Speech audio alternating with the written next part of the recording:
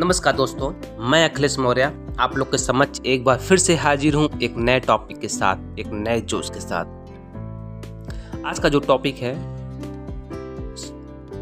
स्वतंत्रता सेनानी सरोजिनी नायडू जी की भूमिका। सरोजिनी नायडू की प्रारंभिक जीवन क्या था और वो स्वतंत्रता सेनानी के रूप में अपनी भूमिका क्या निभाई थी उन्होंने, और सरोजिनी नायडू के उल्लेखनीय कार्य क्या थे और सरोजिनी नायडू के मित्र और विरासत क्या है, उसके बारे में आज हम लोग संक्षिप्त में बात करेंगे। अगर ये वीडियो आपको पसंद आए तो प्लीज़ लाइक से सब्सक्राइब जरूर करिएगा। सरोजिनी नायडू का प्रारंभिक जीवन। सरोजिनी नायडू का जन्म 13 फरवरी 1879 को हैदराबाद में हुआ था। वह एक वैज्ञानिक, दार्शनिक और निजाम कॉलेज हैदराबाद के पहले प्रिंसिपल अघोरे नाथ चट्टोपाध्याय और एक बंगाली कवियत्री वरदा सुंदरी देवी की बेटी थी। 12 साल की उम्र में वह मद्रास विश्वविद्यालय में शामिल हो गईं और 16 साल की उम्र में उन्हें किंग्स कॉलेज इंग्लैंड में प्रवेश मिला और बाद में कैम्ब्रिज में विंटर्स कॉलेज में प्रवेश लिया। भारत लौटने के बाद उन्होंने 19 साल की उम्र में एक चिकित्सक मुथ्याला गोविंदराजुली नायडू से शादी की। सरोजिनी नायडू 1905 के बंगाल विभाजन से बहुत प्रभावित हुई और इसलिए उन्होंने स्वतंत्रता संग्राम में शामिल होने का फैसला किया। 1916 में उन्होंने जवाहरलाल नेहरू के साथ काम किया और बिहार के पश्चिमी जिले चंपारण के नील श्रमिकों की निराशाजनक स्थितियों के लिए अंग्रेजों से लड़ाई लड़ी। उन्होंने पूरे भारत की यात्रा की और युवा कल्याण, श्रम की गरिमा, महिला मुक्ति और राष्ट्रवाद पर भाषण दिए। 1917 में उन्होंने एनी बेसेंट और अन्य नेताओं के साथ महिला भारत संघ की स्थापना की और भारतीय राष्ट्रीय कांग्रेस को स्वतंत्रता संग्राम में महिलाओं को शामिल करने की आवश्यकता के बारे में बताया। उन्होंने भारतीय राष्ट्रवादी संघर्ष के ध्वजवाहक के रूप में संयुक्त राज्य अमेरिका और यूरोपीय देशों की यात्रा की।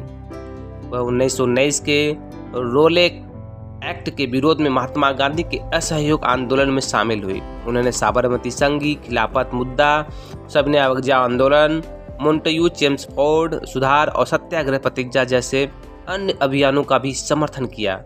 1924 में उन्होंने भारतीय राष्ट्रीय कांग्रेस के 2 प्रतिनिधियों में से एक के रूप में पूर्वी अफ्रीकी भारतीय कांग्रेस में भाग लिया। 1925 में स्वतंत्रता संग्राम में उनके योगदान के कारण उन्हें कांग्रेस का अध्यक्ष चुना गया। 1930 में दांडी तक नमक मार्च के बाद जब गांधी जी को गिरफ्तार किया तो उन्होंने धरसाना सत्याग्रह का आंदोलन का नेतृत्व किया। स्वतंत्रता संग्राम में उनकी भूमिका के कारण उन्हें 1930, 1932 और 1942 में कई बार जेल जाना पड़ा। भारत की स्वतंत्रता के बाद वह संयुक्त प्रांत अब उत्तर प्रदेश की राज्यपाल बनी और अपनी मृत्यु तक इस भूमिका में रही। सरोजिनी नायडू के उल्लेखनीय कार्य। सरोजिनी नायडू के भारतीय राष्ट्रवादी आंदोलन में अपने योगदान के अलावा सक्रिय साहित्यिक जीवन में भी व्यक्तित्व की उनका रहा है। उन्होंने 12 साल की उम्र में अंग्रेजी में the lady of the lake शीर्षक से 13,000 पंक्तियों की लंबी कविता से लिखना शुरू किया। फारसी में लिखे उनके नाटक माहिर मुनीर के हैदराबाद के निजाम को प्रभावित किया, जिन्होंने उन्हें विदेश में अध्ययन करने के लिए छात्रवृत्ति दी। वह अपने लेखन में संवेदी छवियों के उपयोग और भारत के चित्रण के लिए प्रसिद्ध थी। द गोल्डन थ्रेशोल्ड नामक उनकी कविता का पहला खंड 1905 में प्रकाशित हुआ था। द वर्ड ऑफ टाइम और द ब्रोकन विंग्स उनके अन्य संग्रह हैं जिन्होंने बड़ी संख्या में पाठकों को आकर्षित किया। 1914 में उन्हें रॉयल सोसाइटी ऑफ लिटरेचर द्वारा चुना गया। कविता के अलावा उन्होंने अपनी राजनीतिक मान्यताओं और महिला सशक्तिकरण जैसे मुद्दों पर वर्ड्स ऑफ फ्रीडम जैसे लेख भी लिखे। सरोजिनी नायडू के मित्र और विरासत। 2 मार्च 1949 को लखनऊ में हृदय गति रुकने से सरोजिनी नायडू की मृत्यु हो गई और भारत के नारीवादी दिग्गजों में से एक थी। सरोजिनी नायडू की जयंती के उपलक्ष्य में 13 फरवरी को राष्ट्रीय महिला दिवस के रूप में मनाया जाता है। उन्हें महात्मा गांधी द्वारा नाइटिंगेल ऑफ इंडिया की उपाधि से सम्मानित किया गया। 1919 में अंग्रेजी कवि एडमंड गोसे ने उन्हें भारत के सबसे निपुण जीवित कवयित्री कहा था। 1990 में पालोमर वेधशाला में एलेनीर हेलिन ने क्षुद्र ग्रह 5647 सरोजिनी नायडू की खोज की।